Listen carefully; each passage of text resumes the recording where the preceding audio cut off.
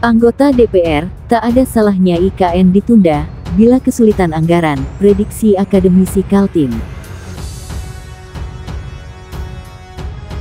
IKN memang diblokir. Ya, kalau kami sih, prinsip kalau kami di sini ini kan taat asas. Ya, kalau pagu indikatif itu seperti di rapat saya pimpin kemarin itu kan kewenangan pemerintah. Kan blueprint pembangunan itu ada namanya RPJMN, itu haknya presiden terpilih. Oke, itu beliau menyusun rancangan APBN berdasarkan rencana pembangunan jangka menengah dan jangka panjang nasional. Oke, sekarang dilakukan efisiensi, salah satunya menyasar IKN. Mungkin menurut beliau IKN ini belum dipandang perlu mendesak lah, bukan berarti dihentikan. Kan bahasanya kan sama. Anggaran di Komisi 2 masih ada sebenarnya. Dan itu di Komisi 2 itu masih ada 6 triliun. Mungkin di Komisi 2 itu sifatnya hanya untuk pemeliharaan dan pembangunan yang lain, kami belum tahu ya.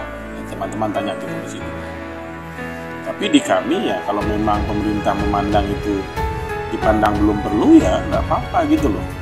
IKN itu kan kebijakan Jokowi yang awalnya saya coba cek, itu kan ide setelah pemilu 2019 kan. Pada saat kampanye pemilu 2019 tidak ada kampanye satu kalimat pun dari IKN Jokowi untuk mengatakan saya nanti kalau jadi presiden saya akan buat IKN. No, cek silakan, saya udah ngecek. Ide IKN itu muncul, disampaikan setelah dia jadi presiden dilantik 2019 itu. Untuk periode kedua. Ya. Itu kan aneh. Hanya tidak direncanakan begitu matang. Dan teman-teman di Kalimantan banyak cerita ke saya juga itu. Amdalnya ngaku tuh banyak yang masyarakat adat, lingkungan dan lain-lain yang sebetulnya menolak ya. Akademisi di sana banyak yang menolak. Teman-teman yang paham gitu kondisi di sana. Jadi dari awal memang bermasalah kebijakan itu. Jadi ya makanya membebani negara lah. 400 triliun, sekian ratus triliun, sekian puluh triliun. Janjinya tidak mengganggu APBN, tapi ternyata mengganggu APBN. Biasalah.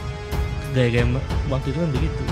Pak, kendala anggaran, kan ini pemotongan anggaran. Kendalanya nanti seperti apa Pak kalau misalnya dari... Kendalanya sementara waktu sih aman-aman aja ya. Maksudnya dengan saya ada orang yang terbiasa mengerjakan sesuatu dengan apa yang saya punya. Saya maksimalkan dengan apa yang saya punya. Kalau sudah maksimal, ternyata kemudian tuntutan lebih besar, ya tinggal bilang toh Pak Presiden saya sudah maksimal dengan yang Bapak kasih, saya mau tambahan dong. Itu aja. Tapi saya ingin tunjukkan dulu. Dengan itu saya bisa mengerjakan sesuatu gitu. Itu sih. Realisasi anggaran IKN Februari ini ada nggak Pak? Kan kemarin kayak yang dipaparin tadi kan per Desember. Ya karena kan itu kan 2024 kan. Per 2025 udah ada realisasi ini Pak anggaran. Realisasi anggaran kayak IKN kayaknya belum ada. Nanti saya bilang Mbak, kan anggaran kita diblokir semua. Kok kayak progres gimana sih? Anggarannya nggak ada progresnya. Buat beli makan siangnya Pak Menteri, progresnya. Bahwa program yang dengan tujuan mulia ini, tapi dengan pendekatan perencanaan dan implementasi seperti ini, itu lead to failure. Jadi sayang banget begitu. Dan apalagi dengan kondisi bahwa mungkin nggak sampai mensabotase atau kemudian merdilkan program-program lain. Ya walaupun ada banyak pertanyaan gitu. Kalau kemudian 306 triliun dikurangi dari anggaran yang ada, 80% infrastruktur, program infrastruktur itu kemudian hilang, ini pasti ada konsekuensi ekonomi. Dan konsekuensi ekonomi itu kalau kita lihat pekerja-pekerja di sektor infrastruktur adalah kelompok menengah bawah. Itu pasti kemudian berdampak. Ya sementara program MBG-nya belum langsung. Hampir semua kementerian lembaga itu terpotong 40-50%. Artinya kita berbicara saja kalau misalnya IKN saja terpotongnya cukup signifikan, berarti pembangunannya tidak akan selesai dalam target waktu yang diharapkan. Jadi mungkin akan mundur dalam beberapa waktu ke depan. Nah kita tetap ya kita harus sama-sama memahami bahwa pemerintah saat ini sangat membutuhkan keuangan. Jadi kita coba ketatkan ikat pinggang, tetapi tidak menghentikan pembangunan yang sudah ongoing, yang sudah berjalan. Hanya progresnya mungkin kita kurang, itu aja sih saya pikir. Saya menuntut keberanian memotong hal-hal yang tidak esensial. Lagi rame tentang efisiensi dan ternyata sektor pendidikan juga kena. Sobat Anda sudah tahu belum? Pemerintah tuh lagi mencanangkan efisiensi anggaran. Dan ternyata anggaran untuk pendidikan dasar dan menengah juga ikut kena. Hal itu ternyata diungkapkan langsung oleh Mendikdasmen Abdul Mukti dalam rapat dengan DPD. Awalnya Mukti mengatakan kalau pihaknya itu mendapatkan tambahan anggaran sebesar 33,5 triliun rupiah. Tapi ternyata anggaran tersebut dipangkas 8 triliun rupiah dan jadi tersisa cuma 25 triliun. Tapi Sobat iNews, tenang dulu. Mukti memastikan kalau anggaran yang ada saat ini akan dimanfaatkan secara efisien dan tepat sasaran, termasuk untuk kepentingan program prioritas Kemendikdasmen. Kita pandang APBN itu sangat luas. Dalam artian kata, contoh, dengan berhentinya sektor konstruksi, berarti ada sekian banyak orang tidak kerja. Orang yang tidak kerja pasti nanti akan sekian lama dia nganggur, pasti menciptakan kemiskinan. Pertumbuhan jadi melambat, produktivitas jadi rendah. Ya, jadi ngefek kemana-mana. Oleh karenanya tentu saya juga berharap pemotongan ini betul-betul dipertimbangkan secara arif dan bijaksana dengan memperhitungkan secara matang dampaknya terhadap kondisi masyarakat di bawah. Kalau bahasa di surat yang beredar itu adalah rekonstruksi anggaran APBN untuk tahun 2025. Tapi selanjutnya marilah kita ikuti nanti adik-adik sebelum bisa meramal dulu. Update terbaru terkait anggaran IKN Kaltim yang kini tengah jadi sorotan. Terkini anggota Komisi 2 DPR RI menyebut tidak ada salahnya IKN Kaltim ditunda bila negara kesulitan anggaran. Dengan berbagai tantangan soal anggaran IKN, bagaimana masa depan megaproyek warisan Presiden ke-7 Joko Widodo ini, akademisi Kaltim mengungkap prediksinya. Anggota Komisi 2 DPR RI dari fraksi Partai Kebangkitan Bangsa PKB Indra Jaya meminta agar pemerintah memastikan pelaksanaan program prioritas tak terhambat oleh pembangunan Ibu Kota Negara IKN Nusantara di Kalimantan Timur. Atas dasar itu, Indra Jaya berpandangan bahwa tidak ada salahnya kelanjutan pembangunan IKN ditunda, apabila pemerintah sedang dalam kondisi kesulitan anggaran atau memiliki program lain yang lebih mendesak. Bila negara mengalami kesulitan anggaran atau memiliki program kesejahteraan rakyat yang lebih mendesak, tidak ada salahnya IKN ditunda. Bukankah tujuan utama pembangunan nasional itu untuk mensejahterakan rakyatnya? Ujar Indra Jaya dalam keterangan tertulisnya, Senin, tanggal 10 Februari tahun 2025.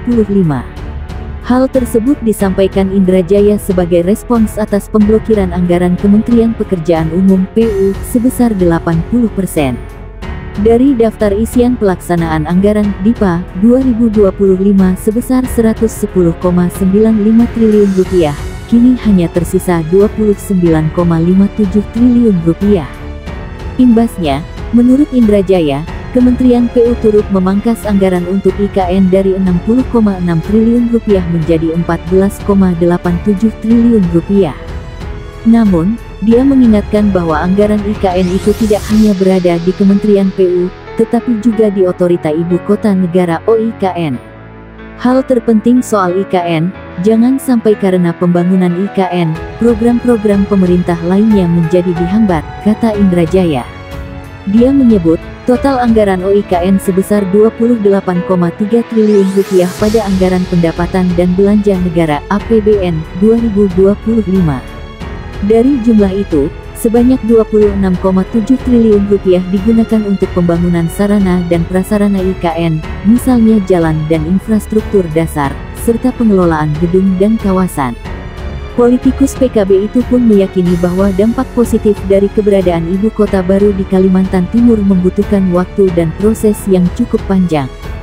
Karena itu pembangunannya tidak boleh gerusa-gerusu terburu-buru, ujar Indra Jaya.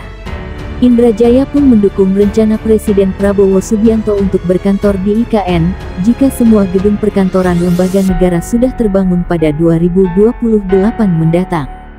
Dia beranggapan bahwa rencana tersebut menunjukkan bahwa Prabowo tidak memaksakan diri untuk bisa berkantor di ibu kota baru, dengan cara membebani kementerian, lembaga dan mengabaikan program kesejahteraan rakyat.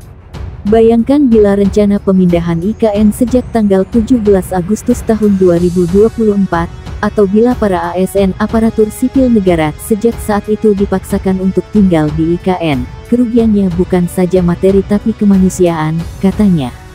Pengamat politik dari Universitas Mula Warman Unmul, Samarinda, Kalimantan Timur, Kaltim, Dr. Saiful Bahtiar menyoroti soal anggaran IKN yang tengah ramai dibahas ini. Pengajar di kampus negeri terbesar di Kaltim ini mengungkap bahwa dalam beberapa tahun ke depan rencana ambisius Presiden ke-7 yakni Joko Widodo Jokowi soal pemindahan ibu kota negara ke Kaltim, tepatnya ke IKN, belum bisa terwujud.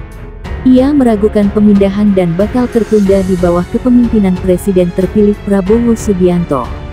Saiful memprediksi ada penundaan dalam pemindahan serta keberlangsungan pembangunan mega proyek IKN. Salah satu alasannya, tidak tegasnya visi misi Prabowo soal IKN. Dalam kampanye pun, pimpinan Partai Gerindra ini sangat fokus menyampaikan program-program populis, apalagi soal pemberian makan gratis.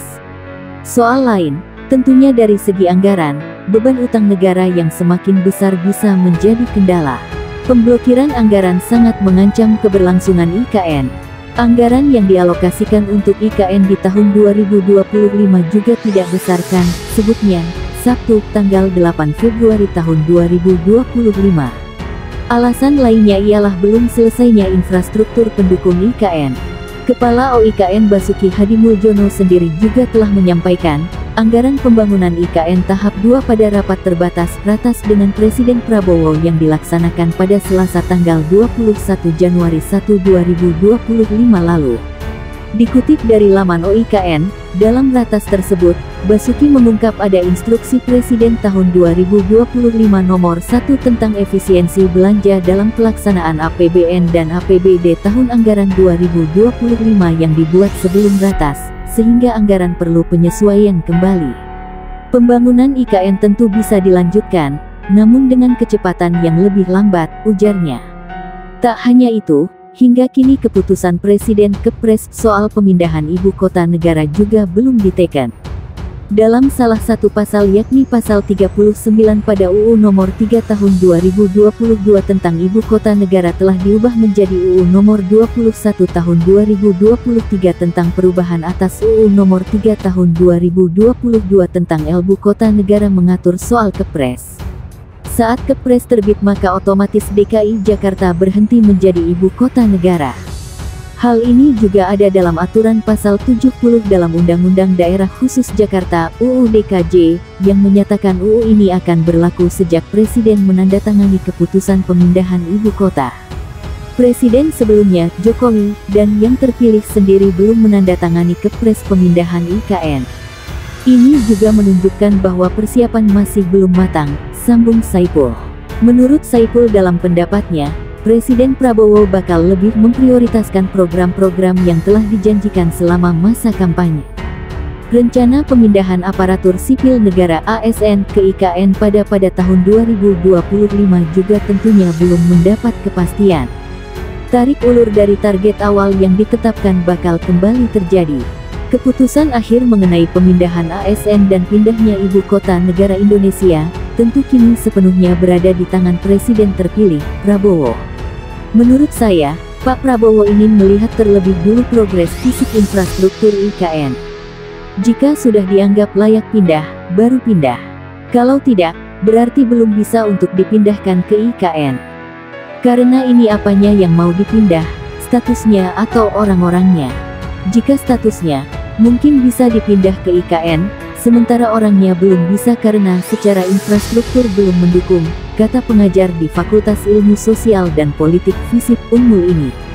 Anggaran IKN diblokir. Diberitakan sebelumnya, Menteri PU, Dodi Hanggodo mengungkapkan bahwa anggaran kementeriannya untuk proyek IKN diblokir.